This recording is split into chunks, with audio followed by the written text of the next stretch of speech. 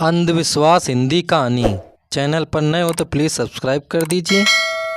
21वीं सदी की पढ़ी लिखी तेज तर्रार लड़की रिया आसमान में उड़ रही थी। जैसा सोच रखा था वैसा ही ससुराल पाया था। सुखी, संपन्न और सबसे महत्वपूर्ण, घर के सारे लोग पढ़े लिखे और प्रबुद्ध हैं। रिया का मानना था कि पढ़े लिखे लोगों से तालमेल बिठाना सहज हो जाता है, मानसिक खटराग नहीं होता और ज़िंदगी आसान बन जाती है। ससुर जी नामी वकील हैं, सासू जी एमकॉम तक पढ़े बहुत बड़ी समाज सेविका हैं। देवर एमसीए की पढ़ाई कर रहा है और ननद फैशन डिजाइनर है और पति आरओ एमबीए तक पढ़ा हुआ और बहुत बड़ी कंपनी में मैनेजर है। सगाई और शादी के बीच ज़्यादा समय नहीं था तो रिया ने ससुराल देखा नहीं था। बस वीडियो पर आरओ ने घर दिखा दिया था। बढ़िया शानदार बंगला था। सगाई के बाद 2 महीने में ही शादी हो गई तो ससुराल वालों से ज़्यादा जान पहचान का मौका नहीं मिला रिया को। पर रिया को लगा मेरा स्वभाव सरल और हंसमुख है तो सबको चुटकी में अपना बना लूँगी, समझ लूँगी और घुल मिल जाऊँगी। ससुराल के सारे मेंबर्स भी पढ़े लिखे समझदार हैं तो दिक्कत नहीं होगी। शादी भी निपट गई और रिया आरव का हाथ थामे एक नए जीवन की नींव रखने जा रही थी। पर यह क्या, रिया ने गाड़ी से उतरकर दहलीज पर कदम रखा कि आश्चर्य में पड़ गई। घर के गेट पर एक काला पुतला लटक रहा था। दूसरी ओर नींबू मिर्ची और बीच में लोहे की यू आकार की कोई चील लगी हुई थी।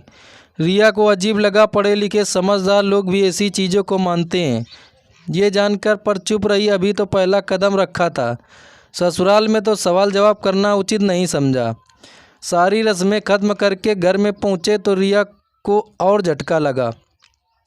घर में तरह तरह की वास्तु, लच्छी और अजीब चीज़ें देखकर छोटा कछुआ, कहीं बाम्बू तो कहीं पिरामिड, और तो सब ठीक। पर आते ही रिया की सासू जी ने आरव और रिया की नींबू नमक और लाल मिर्च से नज़र उतारकर उसकी ननद को बोला कि जाकर 4 रास्ते पर फेंक कर आ।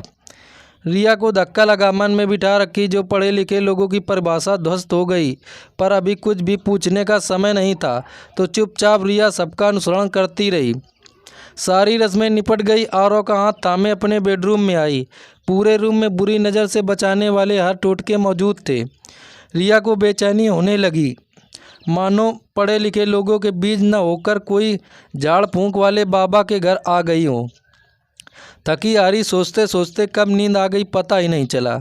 सुबह उठी, नहा धोकर नीचे आई तो सासू माँ ने कहा, रिया तुम और आरव करुणानिधि स्वामी के आश्रम जाकर उनके आशीर्वाद लेकर आओ, बाबा जी की कृपा बनी रहेगी। रिया का दिमाग हिल गया। साक्षात द्वारिकाधीश को ना पाऊँ लागूं जो जीवन आधार है, ऐसे बाबा जी को क्यों नमूं। पर शादी के पहले ही दिन आरव को नाराज करना नहीं चाहती थी रिया, तो बेमन से गई आश्रम। बाबा जी के चेहरे पर रिया को देखकर जो भाव बदले, उसे देखकर रिया के दिमाग में आग लग गई। क्या सोचा था ससुराल वालों के बारे में और क्या निकले। ये बाबा कौन से भगवान है, महज हमारे जैसे इंसान ही तो है।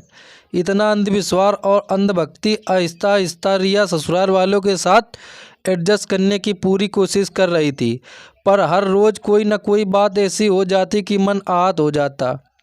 धीरे धीरे करते शादी को 1 साल हो गया। 1-1.5 महीने से रिया की तबीयत ठीक नहीं रहती। उल्टियाँ और जी मचलना। रिपोर्ट करवाने पर पता चला रिया माँ बनने वाली है। आज घर में कितनी खुशी का माहौल था। रिया की प्रेगनेंसी की रिपोर्ट पॉजिटिव आई थी। रिया की सास ने आरव को बताया कि बाबा जी कुछ मंत्र बोलकर भभूत देते हैं, उस भभूत को खाने से बेटा पैदा होता है। पहले तो आरव भड़का कि ये सब अंधविश्वास है, मैं नहीं मानता। पर माँ के रोज़ रोज़ के दबाव ने और कुछ बेटे की चाह की भीतरी लालसा ने उस्काया। रिया मेहरबानी करके मान जाओ ना, माँ का दिल रख लो। सुनो, मुझे बेटे की चाह नहीं, बस माँ की खुशी के लिए चलते ना बाबा के पास। सिर्फ कुछ भभूत ही तो खानी है तुम्हें। अगर इतनी सी बात से बेटे का मुंह देखने को मिलता तो क्या बुराई है। रिया गुस्से से कांप उठी। आरव बीज को बोए 1.5 महीना हो गया, जो बोया है वही उगेगा। क्या खेतों में ज्वार बोने के बाद किसी भभूत के छिड़काव से गेहूँ उगते हैं। पढ़े लिखे होकर बच्चों जैसी बातें मत करो। मैं नहीं जाऊंगी किसी बाबा के पास। पर इस बात को लेकर घर में हो रहे झगड़े और तनाव के आगे रिया को झुकना पड़ा बेमन से। खाती रही भभूत। उसकी सास सबके सामने तराती रहती, देखना हमारे घर गुलाब जैसा बेटा ही आएगा। और बेटे के सपने देखने लगी। घर में सबके मन में ये बात बैठ गई कि बेटा ही होगा। इतने में 9 महीने बीत गए और एक काली बरसाती रात में रिया को दर्द उठा और अस्पताल ले जाना पड़ा। बाहर सब बेटे की प्रतीक्षा में बैठे थे कि अभी खुशखबरी आएगी। रिया की सास ने नर्स को बोला, जल्दी से मेरे गुलाब जैसे पोते को ले आना मेरी गोद में। बारिश का मौसम था, बिजली जोर से कड़की और नर्स ने आकर एक और बिजली गिराई। माता जी, गुलाब नहीं जूही खिली है आपके आंगन में।